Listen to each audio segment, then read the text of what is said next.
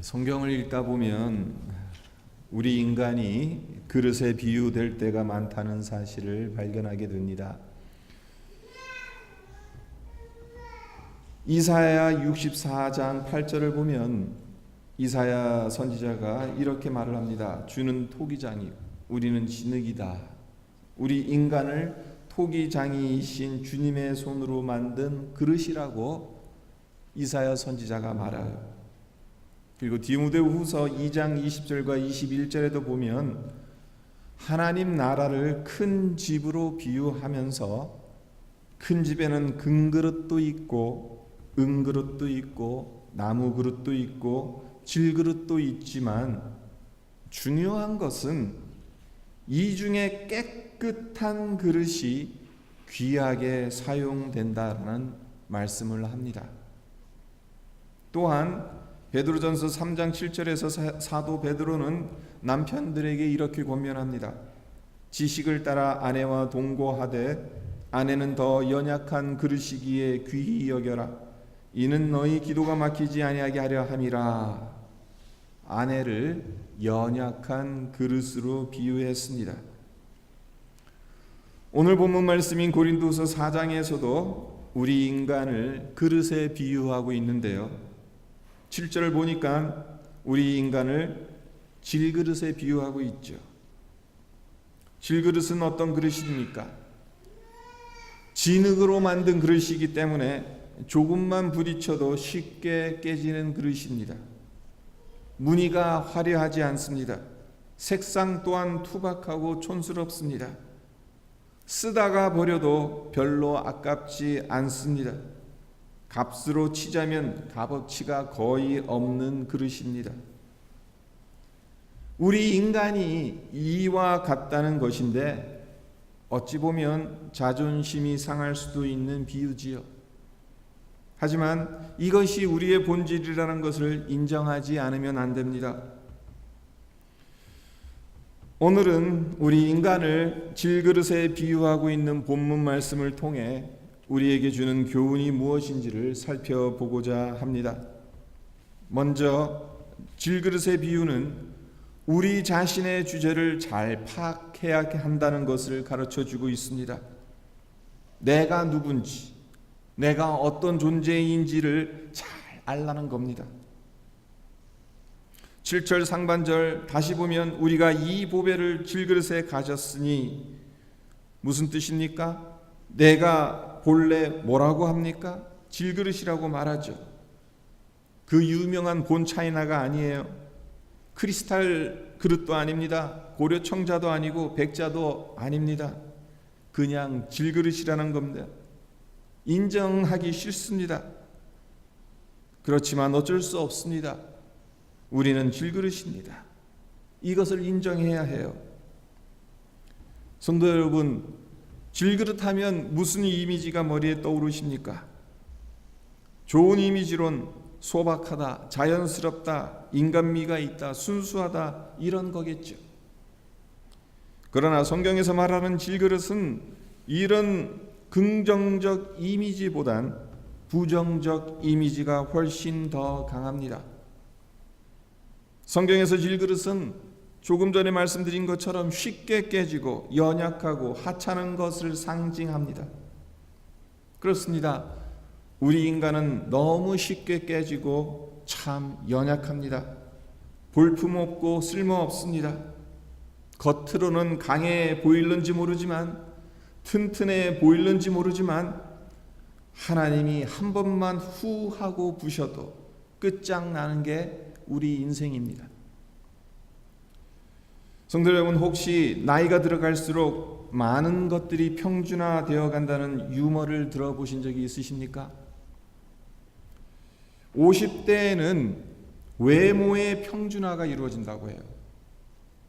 젊었을 때 아무리 예쁘고 멋있었다 하더라도 나이 50이 되면 얼굴에 주름살이 생기고 몸매도 균형을 잃고 탄력을 잃게 되어서 다들 비슷비슷해져 간다는 겁니다.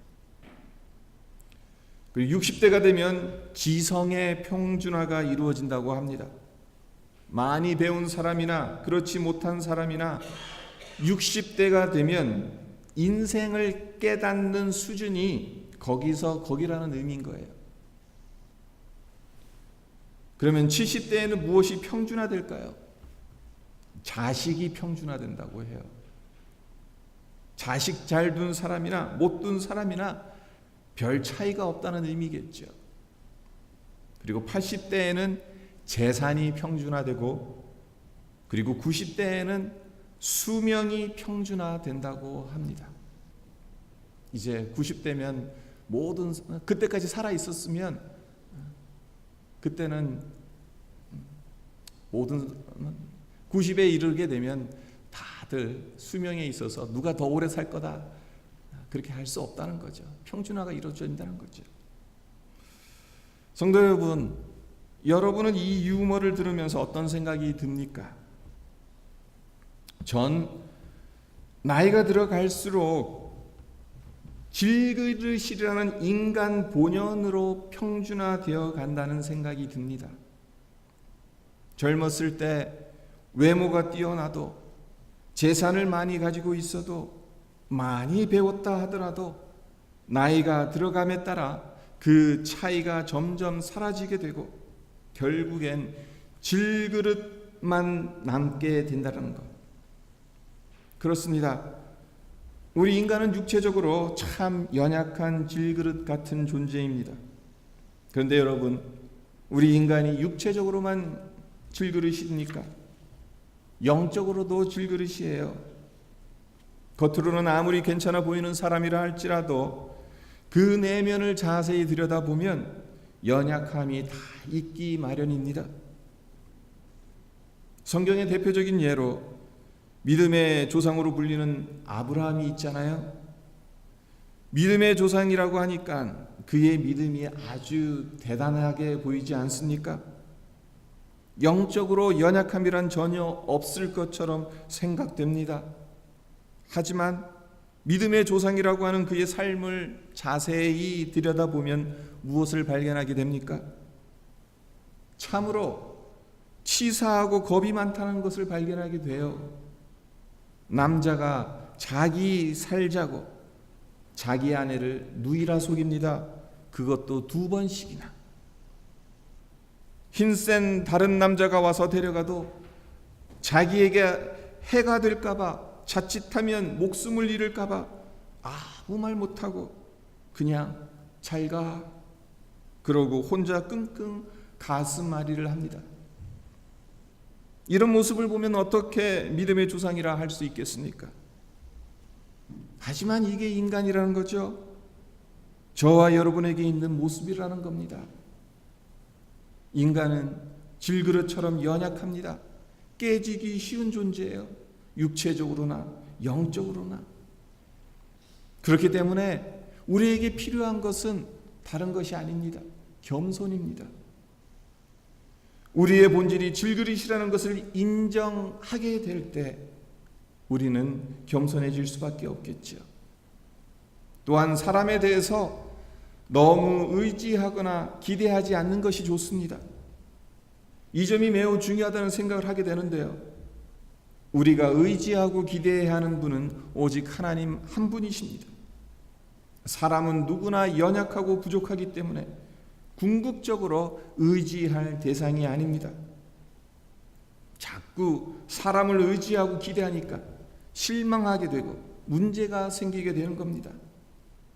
인간은 누구나 깨어지기 쉽고 연약한 존재이기 때문에 서로가 서로의 연약함을 이해하고 용납해주고 따뜻한 마음으로 품어주는 것이 우리가 할 일입니다. 바라기는 나의 질그릇됨을 볼 수 있고 다른 사람의 질그릇됨도 볼 수 있어서 내 자신에 대해선 겸손하고 남에게 대해선 이해와 용납을 베푸는 우리 모두가 되었으면 합니다. 그런데 여기에서 의문이 생기죠. 우리 인간이 이렇게 연약하고 부족한 존재라고 한다면 우리 인간의 가치는 어디에서 찾을 수 있냐는 겁니다. 질그릇과도 같은 존재이니까 우리 인간은 아무런 가치가 없습니까? 쓸데없는 존재입니까? 아니지요. 질그릇이지만 가치가 있습니다. 쓸 때가 있어요. 그때가 언제입니까? 어떻게 하면 질그릇이라도 쓸 때가 있을 수 있는 것입니까? 질그릇 자체에는 가치가 없지만 무엇을 담느냐에 따라 그 가치가 달라질 수 있습니다. 밥을 담으면 밥그릇이 되죠. 국을 담으면 국그릇이 되는 것이고, 보화를 담으면 보화그릇이 되는 겁니다. 하지만 그럴 리는 없겠지만 그 그릇이 아무리 비싼 그릇이라 할지라도 오물을 담으면 오물통밖에 안 되는 겁니다. 이와 같이 어떤 그릇이냐가 중요한 것이 아닙니다. 그 안에 무엇을 담고 있느냐가 중요하다는 거죠. 무슨 의미입니까? 우리의 겉사람, 겉모습을 자랑하지 말자는 겁니다. 우리 청년들 보면 멋을 버리지 않아도 멋이 나요. 화장을 안 해도 예쁩니다. 왜 그렇습니까? 젊을 때에는 그릇 자체가 좋으니까요. 뭘 꾸미지 않아도 젊음의 에너지와 건강미가 넘쳐나니까요. 그러니 얼마나 좋은 시절입니까? 하지만 간과해서는 안 되는 것이 있음을 기억하시기를 바랍니다. 그것이 뭐냐? 그릇이 좋다고 그릇 자체의 관심을 온통 빼앗겨 버려서는 안 된다는 겁니다. 청년의 때에는 자칫 잘못하면 그릇 자체의 아름다움에 빠지기 쉽습니다. 그래서 연애 상대를 골라도 일단 외모부터 신경을 씁니다. 몸짱이 되고 얼짱이 되어야 인기 있고 매력 있는 남자 여자가 되는 줄 알고 겉모양 만들기에 심혈을 기울입니다. 그에 비해서 그릇에 무엇을 담아야 할지, 특별히 주님을 믿는 자로서 말씀 배우고 기도하는 일에는 관심을 덜 쏟는 것 같아요. 그러나 나이가 들어 보십시오. 앞서 말씀드렸듯이 50이면 외모는 평준화됩니다. 그릇에 이가 나가는 거죠. 금이 가기 시작하는 겁니다. 색깔이 바래지고 벗겨지는 거예요. 그리고 이것도 한번 생각해 보세요. 나는 은그릇이다, 금그릇이다, 본차이나다, 크리스탈 그릇이다. 아무리 그래봤자 망치로 확 내리치면 다 깨집니다. 그릇 자랑하는 것만큼 바보가 없다는 겁니다. 외모를 자랑하는 것만큼 어리석은 것이 없다는 거예요. 정말 중요한 것은 젊을 때부터 여러분의 그릇에 무엇을 담느냐는 거예요. 보배를 담아야 하지 않겠습니까? 그릇 자체에 너무 신경을 쓰기보다는 그 그릇에 무엇을 담아야 할지 고민해야 하지 않겠습니까? 그렇습니다. 우리의 인생은 그릇 싸움 하는 것이 아니라 무엇을 담느냐의 싸움이라 할 수 있고, 성도라면 이 싸움을 하셔야 해요. 내 그릇은 정말 가치가 없어, 질그릇보다 못해, 이 그릇 가지고 뭘 해? 그게 아니라는 거죠. 그 그릇 안에 무엇을 담느냐가 더 중요하다는 것, 그것으로 우리의 가치가 달라진다는 사실. 그렇다면 질그릇과도 같은 우리 안에 담아야 할 보배는 무엇입니까? 본문 말씀의 전후 문맥의 흐름을 따져보면 예수 그리스도라는 것을 금세 알 수 있습니다. 5절을 보세요. 우리는 우리를 전파하는 것이 아니라 오직 그리스도 예수의 주 되신 것과 또 예수를 위해 우리가 너희의 종된 것을 전파함이라. 10절도 보세요. 우리가 항상 예수의 죽음을 몸에 짊어짐은 예수의 생명이 또한 우리 몸에 나타나게 하려 함이라. 우리가 담아야 할 보배는 다름 아닌 예수 그리스도입니다. 미국의 링컨 대통령이 유명한 말을 했습니다. 사람은 나이 40이 되면 자기 얼굴에 책임을 져야 한다. 왜 이렇게 말했을까요? 40살쯤 되면 그릇은 누구나 다 낡게 되거든요. 한물간 그릇이 되는 거거든요. 그래서 그릇을 보지 않습니다. 그 대신 그 속에 담긴 것을 보게 되는데 그것이 어디를 통해서 드러납니까? 얼굴을 통해서 드러나는 겁니다. 그 속에 무엇을 담고 있느냐에 따라 그 얼굴이 달라지는 거예요. 우리 안에 무엇을 담고 있는지 40 이후면 숨기고 싶어도 얼굴에 다 나타나게 되어 있는데 우리 얼굴에서 보여지는 것이 누구입니까? 예수님이어야 하지 않겠습니까? 아직 40이 안 돼서 나와는 상관없다고 생각하는 분이 혹시 계실지 몰라서 말씀드립니다. 지금 당장은 여러분 얼굴에 책임질 필요가 없겠죠. 하지만 속에 있는 것이 얼굴로 드러나는 것은 오랜 시간이 필요합니다. 오랜 시간 동안 차곡차곡 쌓이고 숙성되어서 얼굴에 드러나게 되는 것입니다. 우리의 보배는 예수님입니다. 아무리 질그릇처럼 깨지기 쉽고 보잘것없다 하더라도 예수님을 담으면 우리의 얼굴에서 예수님이 드러날 것입니다. 바라기는 우리 성도들 얼굴에서 예수님이 환하게 드러나기를 기원합니다. 우리는 질그릇이지만 이 질그릇에 보배이신 예수를 담고 있기 때문에 보배 그릇이 된 줄 믿으시길 바랍니다. 마지막으로 8절과 9절을 보겠습니다. 사도 바울이 이렇게 말하죠. 우리가 사방으로 우격삼을 당하여도 쌓이지 아니하며 답답한 일을 당하여도 낙심하지 아니하며 박해를 받아도 버림받지 아니하며 거꾸로 트림을 당하여도 망하지 아니하고. 이 말씀을 읽은 우리 모두에게 이 말씀대로 이루어지기를 축원드립니다. 우리 딴에는 정말 열심히 살려고 노력하는데 살아가다 보면 원치 않게 사면초가의 위기에 놓일 때가 있습니다. 답답하고 낙심할 수밖에 없는 상황이 닥칠 때가 있어요. 그럴 때 어떻게 해야 합니까? 사방으로 우겨쌈을 당한 것처럼 답답한 상황일 때 무엇을 해야 하겠습니까? 우리를 우겨싼 사방을 바라봐서는 답이 없어요. 뚫려있는 하늘을 바라봐야 답이 생깁니다. 남유다 왕국의 13대 왕이었던 히스기야 왕을 다들 아실 겁니다. 히스기야 왕이 남유다 왕국을 다스렸을 때 그 당시 초강대국인 아수르가 18만 5천 명의 정예 군사들을 동원해서 남유다 왕국을 쳐들어옵니다. 쥐새끼 한 마리 빠져나가지 못하게 예루살렘 성을 겹겹이 포위하고 항복을 요구합니다. 그러니 이제 완전히 다 죽게 된 거죠. 그럴 때 히스기야 왕이 무엇을 했습니까? 항복 문서 들고 투항하러 나갔습니까? 아닙니다.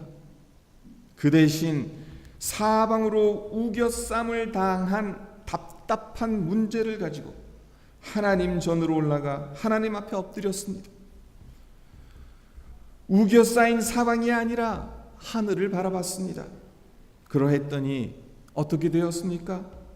열왕기하 19장 35절을 보면 이 밤에 여호와의 사자가 나와서 아수르 진영에서 군사 18만 5천 명을 친지라 아침에 일찍 일어나 보니 다 송장이 되었더라.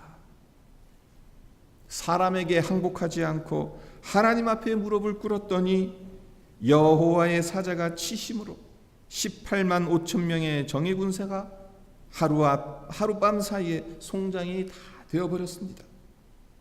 그렇게 예루살렘 성을 겹겹이 포위하고 사방을 우겨싸던 견고한 포위망이 사라져 버렸습니다.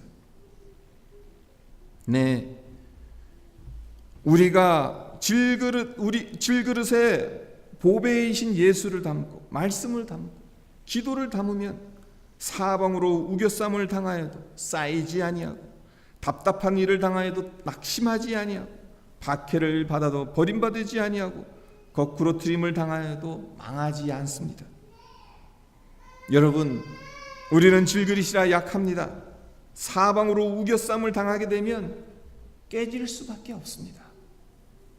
하지만 예수님께서 우리 안에 계시면 사방으로 우겨쌈을 당한다고 하더라도 쉽게 깨지지 않습니다. 하늘의 천군 천사를 동원해서라도 우리를 지켜주십니다. 성경은 우리를 볼품없고 가치없는 깨지기 쉬운 질그릇에 비유합니다. 하지만 이 점을 깨닫고 인정하는 것이 얼마나 중요한지 모릅니다. 여기에서부터 우리의 신앙이 출발하는 겁니다. 나의 연약함과 보잘것없음을 알아야 보배이신 예수님이 얼마나 귀한 분인지 그 분을 만날 수 있는 겁니다. 또한 기억해야 할 것은 우리 속에 보배이신 예수 그리스도를 담기만 하면 그때부터 더 이상 가치 없는 질그릇이 아니라 값진 보배를 담는 보배 그릇으로 쓰임 받게 된다는 것이죠. 그리고 사방으로 어떤 우겨쌈을 당한다 할지라도 예수님 때문에 쌓이지 않고 승리하게 된다는 겁니다. 비록 질그릇같이 연약한 존재이지만 예수님을 우리 마음에 모셔서 보배 그릇으로 쓰임 받으며 어떤 우겨쌈에도 승리하는 우리 모두가 되기를 주님의 이름으로 축원드립니다.